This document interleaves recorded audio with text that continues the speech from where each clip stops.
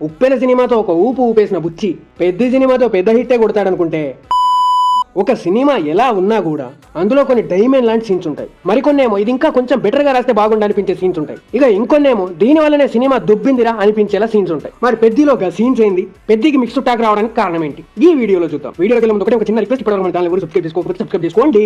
మొదటగా బాగున్న scenes. First of all చెప్పాలంటే పెద్ద సినిమా అనేది ఇంటర్వెల్ దగ్గర స్టార్ట్ అవుద్ది. అక్కడ వచ్చే కుస్తీ సీన్స్ కానివ్వండి, రామ్ చరణ్ ట్రాన్స్ఫర్మేషన్ కానివ్వండి, శివరాజ్ కుమార్ యాక్టింగ్ కానివ్వండి, చాలా బాగా అనిపించాయి. ఈ సినిమా మొత్తానికి ఒక్కటే ఒక బిగ్గెస్ట్ ప్లస్ పాయింట్ ఏంటంటే రామ్ చరణ్ యాక్టింగ్. ప్రాణం పెట్టేశాడు మొత్తం. గంతే. ఇంకొంచెం బెటర్ గా రాస్తే బాగుండన్న సీన్స్ ఏవో చెప్తా. ఎంతసేపు పెద్ద తోపు, పెద్ద తురుము, పెద్ద ఈపీ అన్నట్టు భజన చేపిస్తారే తప్ప హీరో క్యారెక్టర్ అంత బాగా రాసుకోలేదు. హీరో క్రికెట్ లో తోపు అన్నారు ఒప్పుకుంటా, అది తీసేసి ఫైట్ చేస్తాడు, డాన్స్ చేస్తాడు అన్నారు ఒప్పుకుంటా, మళ్ళీ పోయి కుస్తీలో తోపంటారు.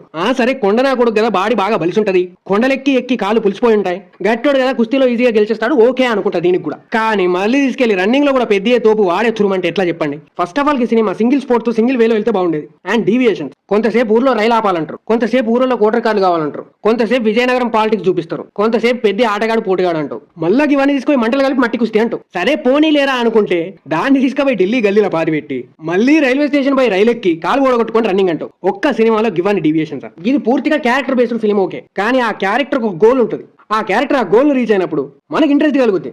మధ్యలో మన ఇంట్రెస్ట్ అంతా దుబ్బెట్టేలా ఇదంతా డీవియేషన్స్ పెట్టి ఇవన్నీ చాలా అన్నట్టు మధ్యలో జాన్వీ కపూర్ ని గుట్కి కాటికి ఎక్కర్లేని కళ్ళు, నూనె ఎక్కర్లేని జుట్టు అంటే ఆడియన్స్ ఈజీగా డిస్కనెక్ట్ అయిపోయారు. దీన్ని ఇంకొంచెం బెటర్ గా రాసి ఉండాల్సింది. And final one, worst one. వీటిని సినిమా నుంచి తీసేస్తే దరిద్రం వదిలిపోద్దురా అనిపించేవి. నెంబర్ 1 జాన్వీ కపూర్, అవసరం లేదు. నెంబర్ 2 జగపతి బాబు, అవసరం లేదు. నెంబర్ 3 అసలు ఈ సినిమాకి ఫస్ట్ హాఫే అవసరం లేదు. నెంబర్ 4 ఢిల్లీ ఎపిసోడ్ ఎందుకు. నెంబర్ 5 మీరు ఈ సినిమాపై చేసిన ప్రమోషన్ ఎందుకు. నెంబర్ 6 గా పాటలు అస్సలు అవసరం లేదు. ఇవన్నీ తీసిదొబ్బి సింగిల్ స్పోర్ట్స్ డ్రామాపై ఎలాంటి డీవియేషన్స్ లేకుండా రైటింగ్ ఇంకొంచెం బెటర్ గా రాసుకొని తీసుంటే పెద్ద అనే సినిమా రామ్ చరణ్ కెరియర్ లో ఒక మైల్ స్టోన్ గా ఉండేది. కానీ ఇప్పుడు ఆడియన్స్ దీన్ని మైండ్ లేని సినిమా అంటారు. దీని మీద మీ ఒపీనియన్ కామెంట్